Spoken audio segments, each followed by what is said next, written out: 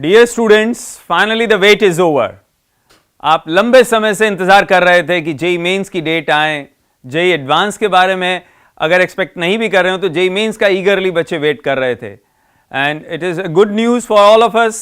Finally JEE Mains और बहुत ही जल्दी जेई एडवांस की भी डेट उन्होंने रिलीज कर दी। डेट्स क्लियर हो जाने से अब हमारे लिए प्लानिंग करना, आगे के बारे में प्रॉपर योजना बनाना बहुत आसान हो गया है। So here we are with a strategy for last 30 days, a perfect strategy, because अगर आपके पास एक प्रॉपर प्लानिंग होगी तो आप बेहतर तरीके से अपने लक्ष्य को भेज सकेंगे, कामयाब हो सकेंगे। So I am going to discuss JEE main 1 के अंदर यानी जनवरी अटेम्प्ट में आपको क्या करना चाहिए, और इसके लिए मैंने स्टूडेंट्स को 4 कैटेगरी में डिवाइड किया है।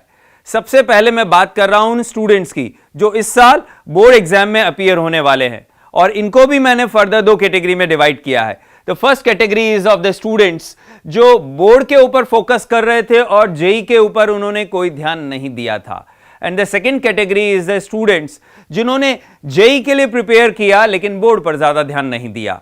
First of all let's talk about the students जिन्होंने बोर्ड पर फोकस किया है। पहले तो अपनी साइकोलॉजी क्लियर करने की जरूरत है। यह मत सोचिएगा कि मैं बोर्ड पर फोकस किया, जेई मेंस में अब मेरा पोजीशनिंग नहीं होगा, ऐसा बिल्कुल नहीं है। आपने जो बोर्ड के लिए तैयार किया है, एनसीईआरटी पढ़ी है, बुक्स पढ़ी हैं, those are all relevant. Syllabus board से काफी रिजेंबल करता है। ये जरूर है कि 12th और 11th दोनों का आता है, आपने 12th के ऊपर ज्यादा फोकस किया है, but still you have an opportunity. आपको करना क्या है, 30 days and there are 30 chapters in every subject, almost 30 chapters. हर रोज आपको एक चैप्टर रिवाइज करना है, पढ़ना है उसको। अब पढ़ने में आपको ये लग सकता है कि तीनों सब्जेक्ट के एक चैप्टर यानी 3 चैप्टर एवरी डे करना, ये तो बहुत बड़ा काम हो जाएगा सर। नहीं, उसके लिए हम क्या करेंगे, we have handbooks of maths, physics and chemistry. आप उस हैंडबुक से क्रक्स उस चैप्टर का पढ़ेंगे, उसमें जो फॉर्मूले हैं, थ्योरम्स हैं, उनको याद करेंगे, और उसके बाद जेई मेंस 2021 के चैप्टर वाइज आपके पास क्वेश्चंस मिलेंगे। आपको ये लग सकता है कि वो क्वेश्चंस कहां से मिलेंगे चैप्टर वाइज, बिकॉज ये रेयर फिनोमिना है। तो आपको मैं बता दूं, एलन की वेबसाइट पर आप जाएंगे और उस पर एक सेक्शन है एकदम नीचे बॉटम में, उसमें जेई मेन के अंदर जाएंगे तो आपको 2021, 2020, 2019 के जो जेई मेंस के पेपर हैं, चाहे 16 है, 24 पेपर्स हुए, उन पेपर्स में से मैथ्स के, फिजिक्स के, केमिस्ट्री के chapter wise properly papers with solution available हैं। तो आपको हर रोज तीनों सब्जेक्ट का एक चैप्टर कंप्लीट करना है हैंडबुक से, और उसके बाद उसके क्वेश्चंस कर लेने हैं। हैंडबुक भी आप एलन की ले सकते हैं, कोई भी और आपके पास अच्छा जेन्युइन सोर्स हो जिससे आप समरी पढ़ सकें, याद कर सकें रिलेवेंट चीजों को, रिलायबल सोर्स हो, तो आप उसे टेकअप कर सकते हैं। आप अगर एलन की हैंडबुक लेना चाहते हैं तो अगेन आप Amazon पर भी जा सकते हैं, ऑर्डर प्लेस कर सकते हैं, हार्ड कॉपी भी आ जाएगी आपके पास में। तो अब आप डेली एक चैप्टर करेंगे, 30 डेज ऑलमोस्ट आपके पास में है। आप अपने पूरे सिलेबस को रिवाइज कर लेंगे, आप प्रॉब्लम्स कर लेंगे, इससे आपको चैप्टर्स की अच्छी अंडरस्टैंडिंग हो जाएगी। इन सबके अलावा आपके पास समय रहेगा और आपको फुल सिलेबस पेपर्स भी करने चाहिए। जेई मेंस 2022 में 22 पेपर्स हुए थे बच्चों, तो आप कोशिश कीजिए कि फुल सिलेबस पेपर जितने ज्यादा आप कर सके, 3 घंटे के प्रॉपर सिस्टमैटिक मॉडल में बैठकर, जैसा टेस्ट एनवायरनमेंट में होता है, उससे आपको एक आइडिया लगेगा कि मैं कैसा कर रहा हूं।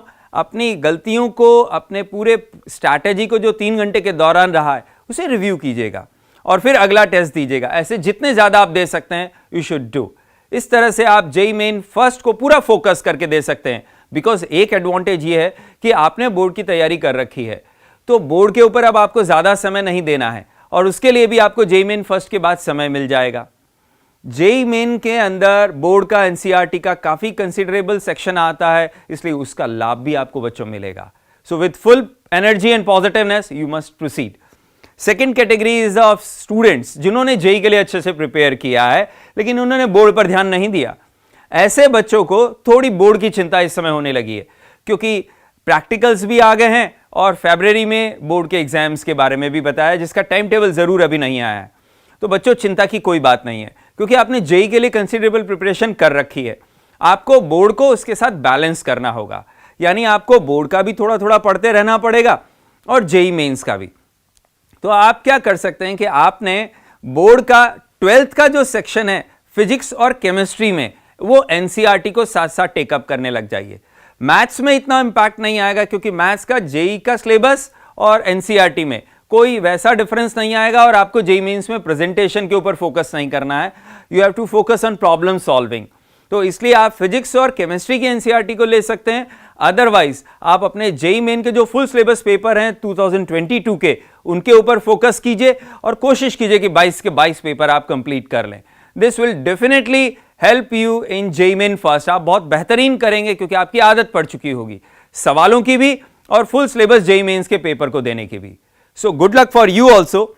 Now let's talk about the students जिन्होंने रिपीट किया है इस साल, यानी जिन्होंने 2022 में बोर्ड का एग्जाम दे दिया था या उससे पहले दे दिया था।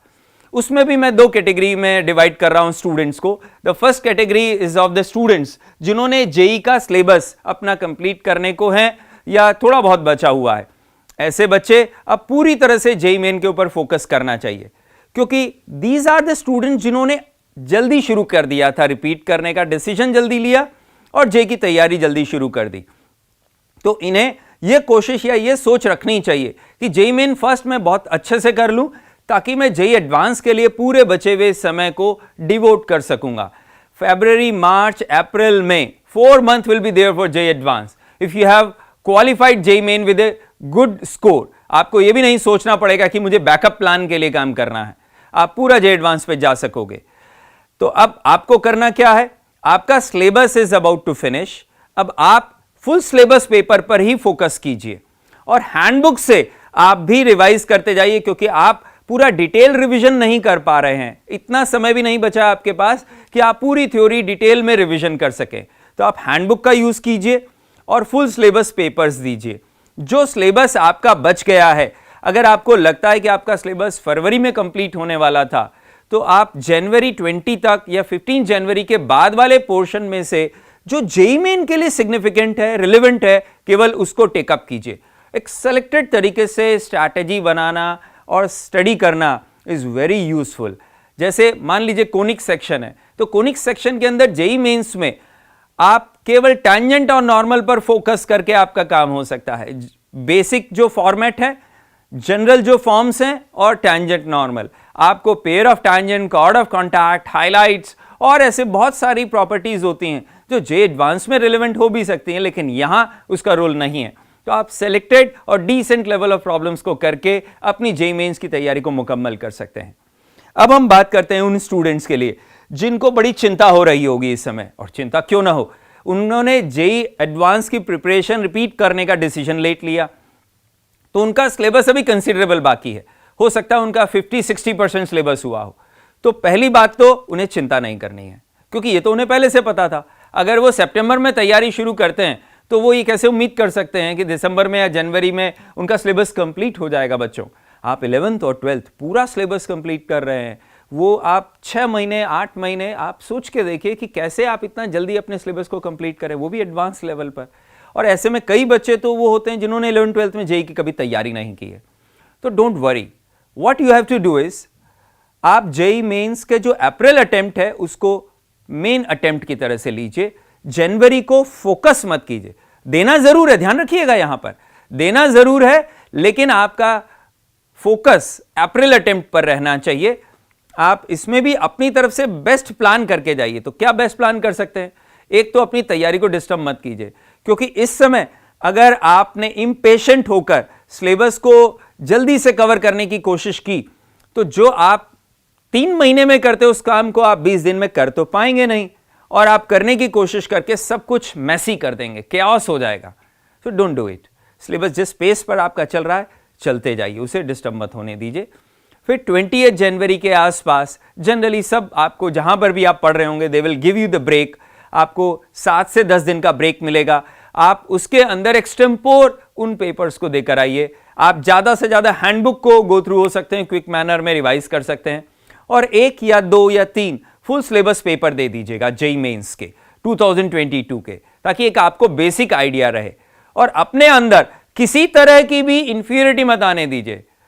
हम अगर खुद कॉन्फिडेंट रहते हैं कि जितना मुझे आता है वो बेहतरीन करूंगा, तो हमारी वहां परफॉर्मेंस बेहतर होने की बहुत अच्छी संभावना होती है बच्चों। तो अब आप जेईई मेन फर्स्ट देने के बाद में अपने सिलेबस को एज इट इज नॉर्मल के जो स्पीड है, पेस है, उस पर आप चलिए, अपने सिलेबस को कंप्लीट कीजिए और जेईई मेन सेकंड के ऊपर फोकस करेंगे। So this is the way all 4 category of students have addressed. They must focus और बहुत तरीके से चलेंगे। जेईई मेन फर्स्ट होने के बाद में क्या करना है, we will come with those strategy also. आप हमसे जुड़े रहिएगा, हम आपके लिए और भी बहुत चीजें लेकर आने वाले हैं। सब्जेक्ट वाइज गाइडेंस हम लेकर आएंगे आपके लिए। जेईई मेंस होने के बाद उसके एनालिसिस को भी हम आपके साथ शेयर करते हैं। जेईई मेन फर्स्ट होने के बाद उनके पेपर्स को विद सॉल्यूशन हम वेबसाइट पर अपलोड कर देंगे। तो आपको जेईई मेन सेकंड के लिए प्रैक्टिस करने के लिए उनका जरूर इस्तेमाल करना है, याद रखिएगा, इस बात को भूलिएगा मत। और नेचुरल सी बात है, हमारा टारगेट आईआईटी है, तो हम जेईई एडवांस के लिए क्या करना है, उन सारी बातों को हम आपके लिए लेकर आएंगे। हमसे जुड़े रहिएगा। हमारी आप सबके लिए शुभकामनाएं। पूरा एलन परिवार आपकी कामयाबी के लिए, खुशहाली के लिए शुभकामनाएं देता है। Thank you so much to all of you.